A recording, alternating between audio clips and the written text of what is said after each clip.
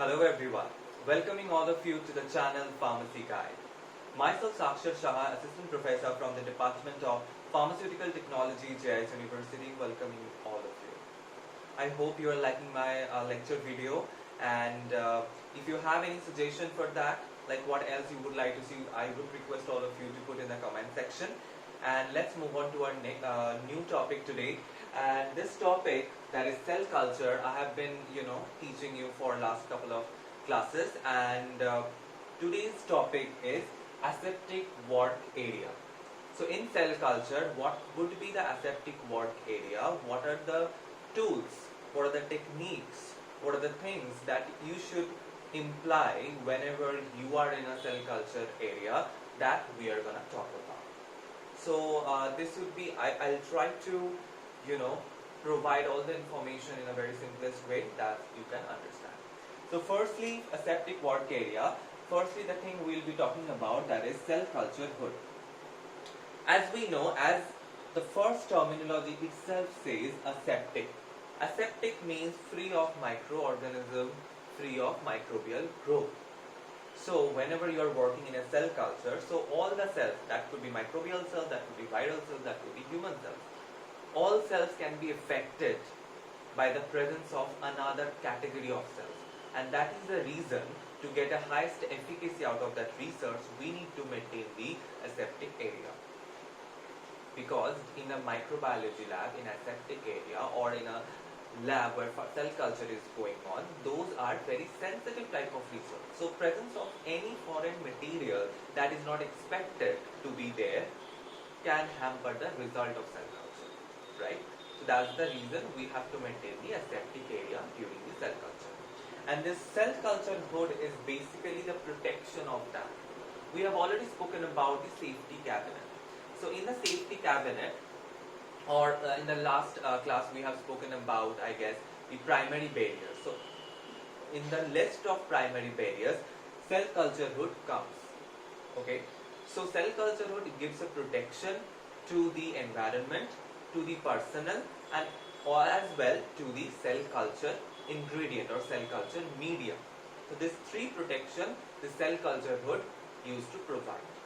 Now this cell culture hood is classified under into three: class 1, class 2 and class 3 cell culture hood.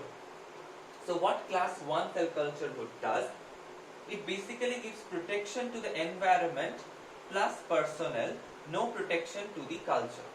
So class 1 category of cell culture hood gives protection to the environment and gives protection to the personnel. What is personnel? Personnel means whoever is working. If you are working in a cell culture area, then you will be the personnel.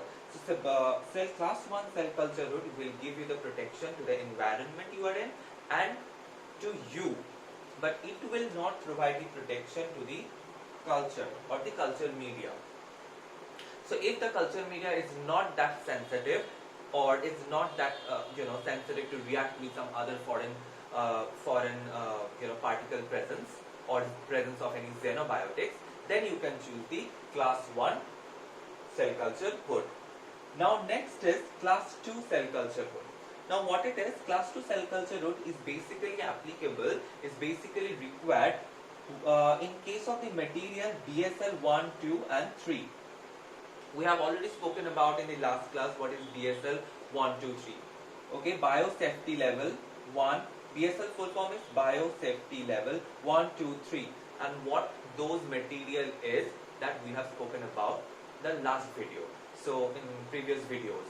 So I'll request, if you are not understanding, to know about BSL, I will request all of you to go to my second video, I guess. There I have discussed about it. So it gives protection for this materials. It gives high protection to those materials, to those to those hazardous materials, and it is applicable. This class 2 cell culture hood is applicable for primate derived culture, viral cultures, or virally infected cultures. So if we are dealing with any virus cell culture, suppose at present time we know that COVID situation is going on, right? So all the research institute where the COVID research is going on, so they are working to develop some medicines, some vaccines against COVID-19 disease. Now, whenever they are working in a research lab, what they are doing, they are applying some of the unknown drugs or some of the unknown agent to coronavirus, and to see whether that unknown agent is having an effect or preventive effect towards this coronavirus. So they need to take up culture of that particular coronavirus. So in that case, they will consider class 2 cell culture hood for the protection of themselves, like personnel, environment and culture media as well. Now we'll move to the class 3 cell culture hood. Class 3 cell culture hood is basically gas tight cabinet. So it is more enclosed, it is more protected, it is more assorted. So it is gas tight cabinets. These cabinets are gas tight, so no gas can go out or come in. And BSL-4 type of materials can be used for, in case of handling of BSL-4 type of materials, class 3 cell culture hood is being used. So this is the basic classification of cell culture hood. And now next, moving on to the next part, that is HEPA filter. HEPA filter, okay. I'm sure in your, in B.Pharm or diploma or M.Pharm, whenever, which, course you are doing right now, or any other paramedical courses, I'm sure in your microbiological or biotechnology laboratory, you have, seen laminar airflow. I have been talking this laminar airflow since last 2-3 classes. So laminar airflow is having a HEPA filter. What is the full form of HEPA? I'm not writing, I'm just telling it to you. HEPA filter full form is high efficiency, H for high, E for efficiency, P for particulate matter. So high efficiency particulate air filter, P for particulate, A for air. So high efficiency particulate air filter means HEPA filter. That means it is having a high efficiency to filter out the very small particle from the air. So the air will be particle free, because those very small amount of particle can cause disturbance in the research. So airflow is very required. So that's the reason HEPA filter used to be installed in different research laboratory. So in case of this microbiological or you would cell culture laboratory, these HEPA filters are highly used. So this classification which I did, horizontal and vertical, this is basically the classification of airflow. So there is two type of airflow. One is horizontal, another one is vertical. So as you can see, horizontal means from left to right, as you can see, and vertical means from top to bottom. This one, from top to bottom, from right to left, or vice versa. So horizontal gives like from the cabinet towards the if here is the cabinet and towards you are sitting, so from here to that side, that will be horizontal airflow, and from top to bottom, if the air flows, then it will be vertical airflow. Okay, so in case of horizontal airflow, it gives protection, or it filter out all the particulate matter either in culture or for the user, not for the both. It is or. So it gives protection from the particulate matter in the air, either for culture or for user as in personnel, whoever is working. In case of vertical, it gives protection culture and user.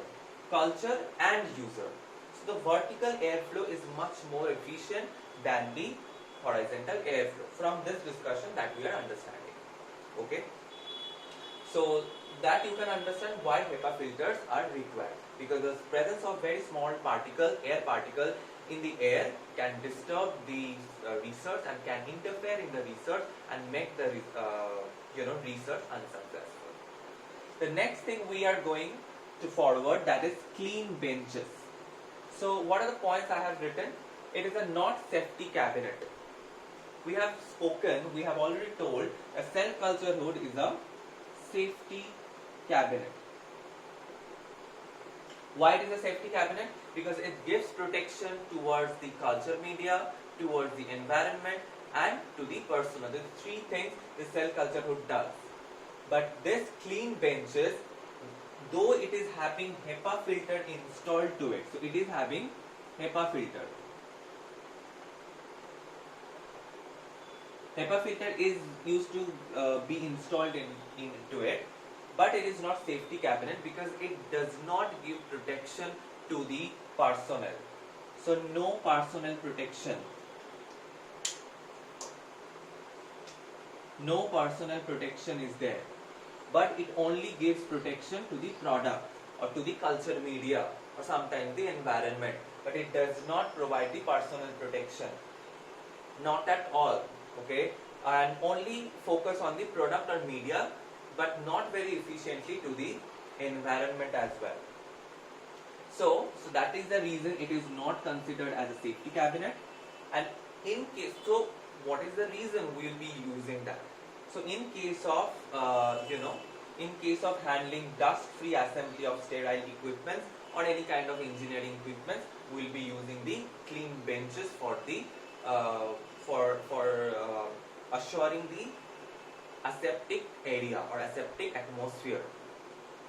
So in case of any handling any cell culture or handling any drug formulation, we will never choose for clean benches because it will not give that much of efficient protection towards the drug formulation or towards those cell culture.